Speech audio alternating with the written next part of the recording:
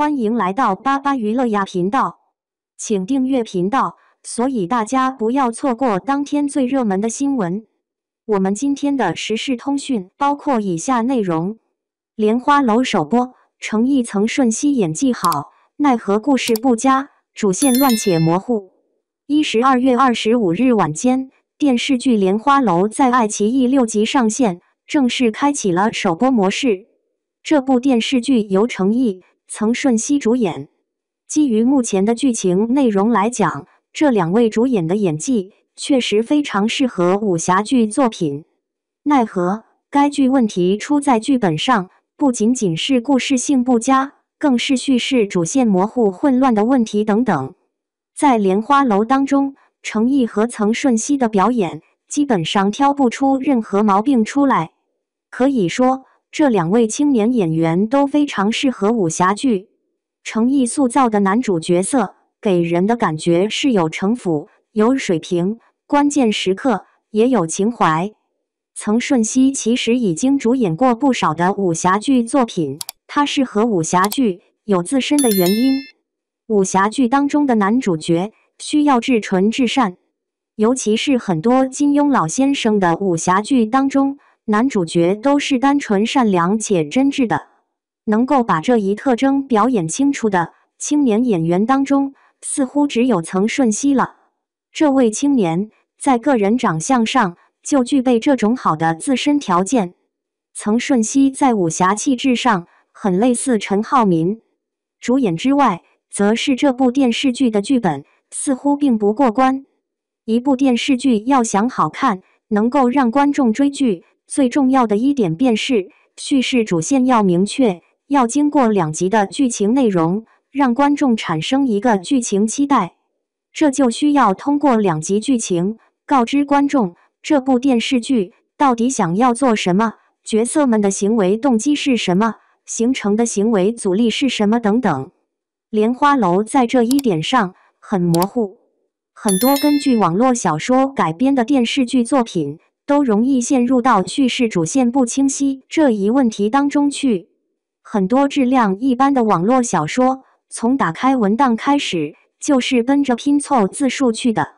可能已经写了几万字、10几万字了，作者自己还不知道自己的主人公们想要完成了一个什么主线任务。这部电视剧的剧本改编过程当中，依旧犯了类似的错误，那便是无法在开局的剧情当中单刀直入，抓紧亮明自己的剧情目的、叙事主线。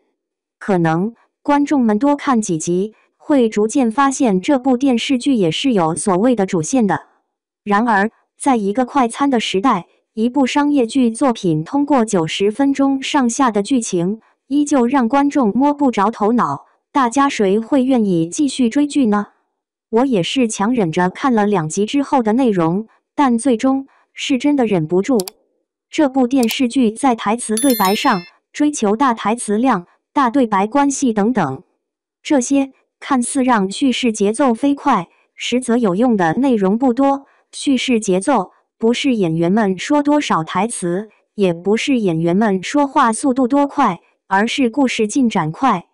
莲花楼给我的感觉是编剧水平不过关，叙事主线的模糊是最大硬伤。此外，已经上线的剧情当中，很多细节也是硬伤。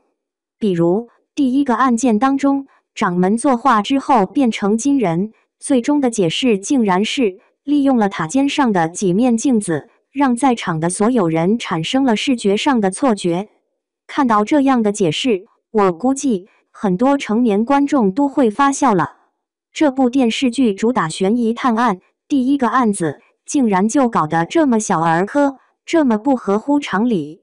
这种反常识、反逻辑的武林探案故事，显然没有抓住普通观众们的审美神经。我们总是说，无论是什么类型的电视剧，即便是儿童剧，都应该叙事智商过关才是。类似小金人这种和观众打马虎眼的探案戏，一下子就把莲花楼的观众追剧动力降低下去了。莲花楼是一部问题很多的电视剧，这部电视剧的剧本存在诸多问题，应该拿到剧本教学课程当中充当改错题的范本才是。可能这种缺乏叙事智慧的剧本是剧作方故意追求的。剧作方的老师们是不是觉得只有拿出这种质量的剧本出来，才对得起粉丝群体的审美层次呢？似乎莲花楼不是给普通观众看的，就是给粉丝群体们自嗨用的。然而，人家程毅和曾舜晞是有演技的，当演员的演技能力远远大于剧本的叙事能力的时候，真正尴尬的就剩下编剧和制片方了吧。